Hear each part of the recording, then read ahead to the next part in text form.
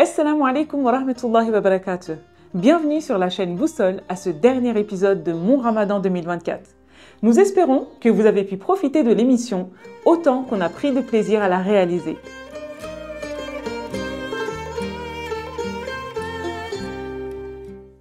Aujourd'hui, nous terminons de lire le Coran avec le 30e juz.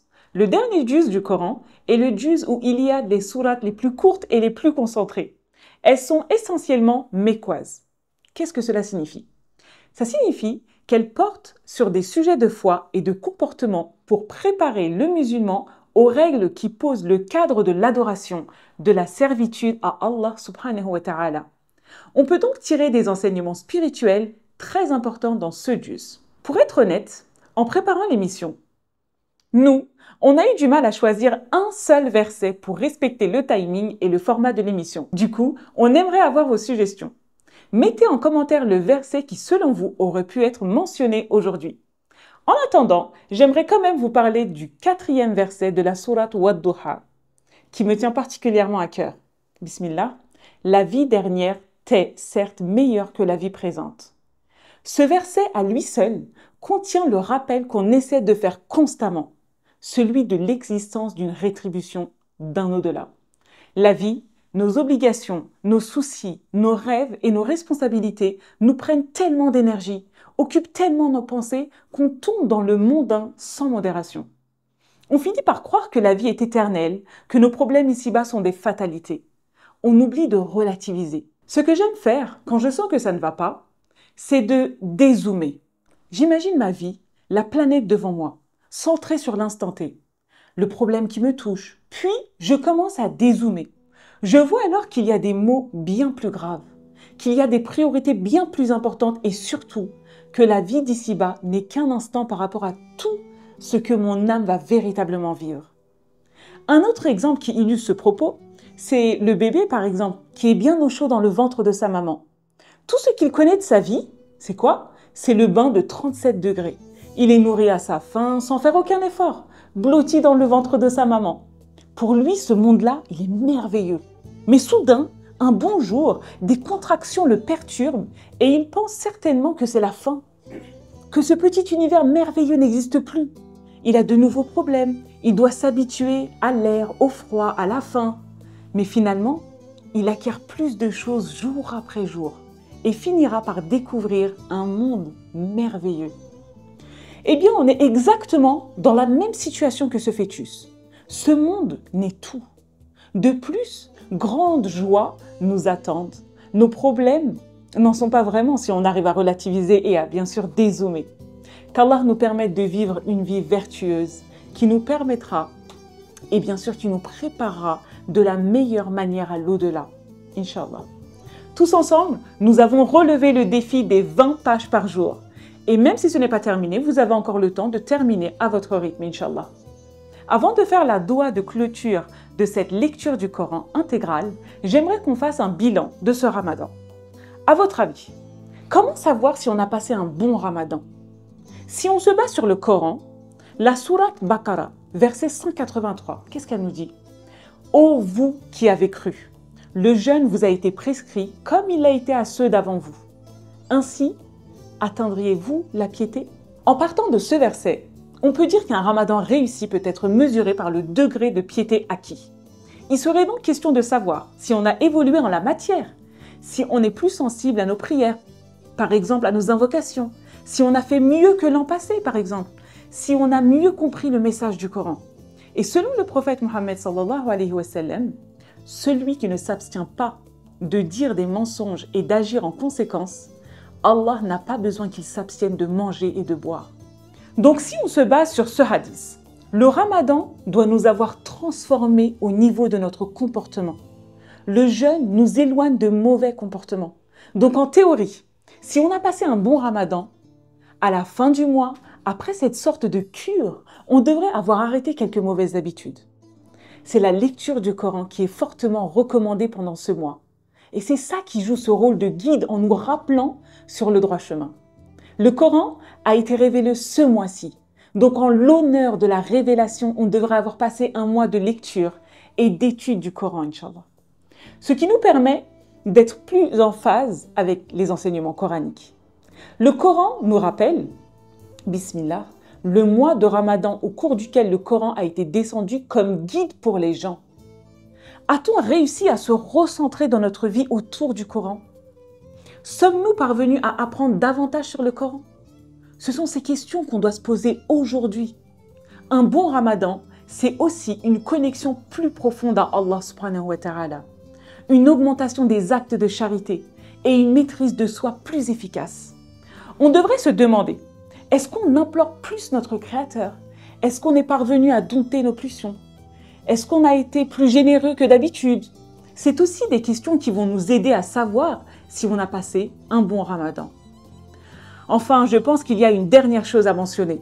C'est l'amélioration des relations familiales et sociales. Le prophète dit « Celui qui ne montre pas de compassion envers les gens, Allah ne lui montrera pas de compassion. » Donc si on réfléchit un peu sur ce hadith, un Ramadan fructueux se reflète dans les liens renforcés et une compassion élargie envers les autres. En résumé, un Ramadan réussi est celui où l'on grandit spirituellement, où l'on pratique la piété, la générosité, la maîtrise de soi et où l'on renforce les liens sociaux en travaillant davantage sur l'apprentissage et la compréhension des enseignements du Coran, des hadiths du prophète Mohammed sallallahu alayhi wa sallam. Puisse-t-on avoir passé un mois fort en spiritualité? Je profite de cette occasion pour remercier toutes les personnes qui ont rejoint notre équipe, que ce soit au niveau des tournages, que de la préparation, de la traduction et tout ce travail colossal qui a permis à cette émission de vous accompagner tout au long du mois du Ramadan. Merci à vous de nous avoir suivis durant tout ce mois béni. Avant de poser la question du jour, tant attendue, écoutons cet extrait de Hoja Effendi et ce passage de Mohammed, le messager de Dieu.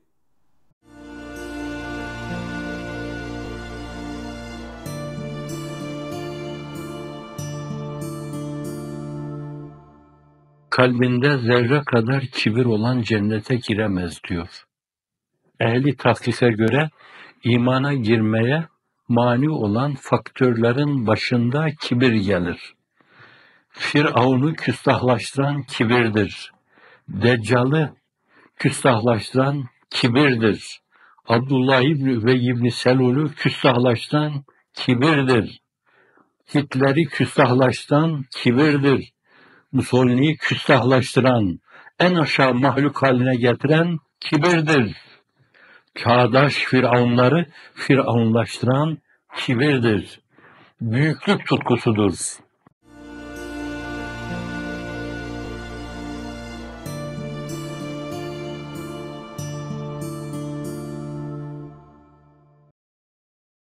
Mohammed, le messager de Dieu. Il souffrait presque toujours de la faim. Un jour, il alla auprès du messager lui dire qu'il n'avait rien mangé depuis plusieurs jours. Abu Talha en fit son hôte, mais malheureusement, il y avait très peu à manger chez lui. Alors, il demanda à sa femme, Sulaïm, « Couche les enfants de bonne heure ce soir, et mets à table tout ce que nous avons à manger. Quand nous nous serons mis à table, souffle sur la bougie comme pour raviver sa flamme, qui s'éteindra alors comme par mégarde. Personne ne peut voir dans le noir si quelqu'un mange ou non. Je ferai comme si je mangeais, ainsi notre invité pourra se rassasier à son aise. » Après la prière de l'aube, le messager se tourna vers eux, sourit et dit « Qu'avez-vous fait la nuit dernière pour que ce verset soit révélé ?» Il appartient également à ceux qui, avant eux, se sont installés dans le pays et dans la foi, qui aiment ceux qui émigrent vers eux et ne ressentent dans leur cœur aucune envie pour ce que ces immigrés ont reçu et qui les préfèrent à eux-mêmes, même s'il y a pénurie chez eux. Quiconque se prémunit contre sa propre avarice, ceux-là sont ceux qui réussissent. Sourate 59, verset 9. Mohammed, le messager de Dieu. Après la lecture de ces 30 juz, ce serait bien de finir avec une doua de clôture. Ô Allah, nous commençons notre invocation par le nom de notre noble prophète Mohammed sallallahu alayhi wa sallam, car nous savons que tu ne déclines aucune demande dans laquelle son nom est mentionné. Ô notre Seigneur qui entend et qui voit tout, Notre cercle vertueux, dont le maillon principal est Fethullah Gülen Hoca Efendi, vient de compléter une fois de plus le mois béni de Ramadan. Pour certains de nos frères et sœurs, ce mois s'est déroulé dans des conditions difficiles. Ils ont tous jeûné durant ce mois béni, récité invocations et prières, prié le Tarawih, lu en communauté le noble Coran et ont fait toutes sortes d'aumônes. Puisses-tu accepter de la meilleure façon toutes les adorations et les bonnes actions réalisées en ce mois béni, mais également en d'autres occasions. Ô Seigneur, avant tout, nous offrons les hasanats émanant de nos récitations du Coran, de prières, d'invocations, mais aussi de notre union à l'âme bénie. Sainte et honorable de notre prophète, par cette humble offrande, nous exprimons notre reconnaissance envers lui et implorons son intercession le jour du jugement dernier. Seigneur, cette offrande est également destinée aux âmes de tous les prophètes, les saints et les personnes pieuses ayant migré vers l'au-delà depuis le temps du prophète Adam alayhi salam, jusqu'à nos jours, mais également aux nobles compagnons, à ceux qui les ont suivis, ceux qui ont suivi ces derniers et nos pieux prédécesseurs. Fais parvenir les hasanats émanant de nos adorations et invocations à nos parents, nos frères et sœurs, nos enfants, nos proches, nos amis, nos enseignants, les personnes que nous aimons, toutes personnes qui ont œuvré d'une manière ou d'une autre pour nous, et tous les croyants. Ô Allah, embellis nos personnes avec le cœur.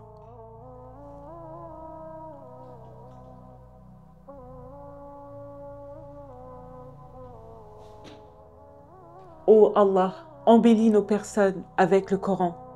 Accorde-nous tes faveurs en l'honneur du Coran. Honore-nous avec le Coran. Recouvre-nous avec le Coran. Accepte-nous au paradis en l'honneur du Coran. En son honneur, protège-nous des peines de ce monde et épargne-nous de l'enfer. Ô le très miséricordieux, ô le tout miséricordieux, fais miséricorde à toute la communauté du prophète Mohammed sallallahu alayhi wa sallam. Ô Allah, fais du Coran pour nous un guide en ce bas monde, un compagnon dans la tombe, un intercesseur le jour de la résurrection, une lumière lors du passage sur la sira, un ami au paradis, un obstacle entre le feu de l'enfer et nous. Par ton excellence, ta générosité et ta grâce, fais du Coran pour nous un guide sur tous les chemins de la bienfaisance. Oriente-nous vers le droit chemin par la guidance du Coran. Protège-nous du feu en son honneur. Élève-nous parmi les croyants en son honneur. Pardonne-nous en son honneur. Ô notre Seigneur généreux et gracieux, fais profiter des hasanats émanant de nos récitations du Coran et de nos invocations notre maître Saïd Nursi, ses parents, ses élèves, les parents et les grands-parents de Hoca Efendi, ses frères et sœurs décédés, les personnes qui ont œuvré sincèrement en faveur de la foi et du Coran, les proches défunts de nos frères et sœurs présents et absents.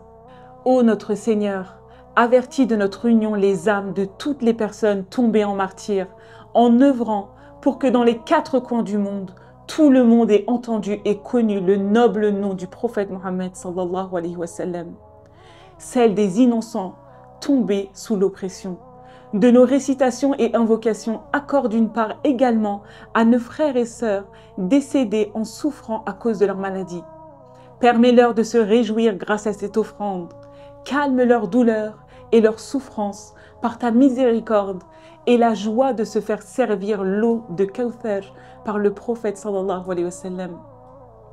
Ô Allah, protège, épargne et soulage-nous, nos familles, nos œuvres, tous nos frères et sœurs musulmans et croyants, ceux qui ont œuvré et œuvrent pour la foi et le Coran, leurs familles, leurs descendants de dangers, de peines, de maladies, de difficultés, de maux et de toutes sortes d'afflictions.